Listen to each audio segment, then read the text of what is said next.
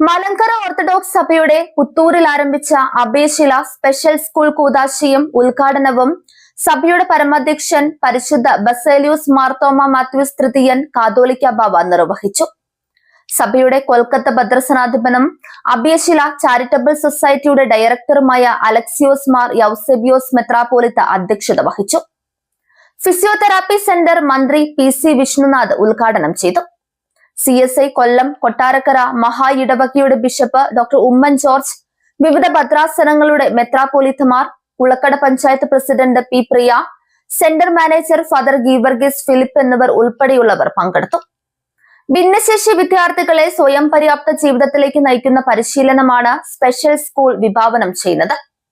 12 വയസ്സ് വരെയുള്ള കുട്ടികൾക്ക് പ്രവേശനം ലഭിക്കും. അധ്യയനവും പരിശീലനവും സൗജന്യമാണ്. 14 വയസ്സ് വരെയുള്ള കുട്ടികൾക്കായി തെറാപ്പി ക്ലാസുകളുമുണ്ട്.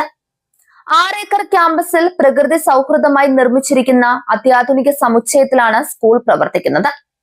വയോധികർക്കായുള്ള സീനിയർ ലിവിംഗ് പാർപ്പിട സമുച്ചയം അടുത്ത ഘട്ടത്തിൽ പ്രവർത്തനം ആരംഭിക്കും.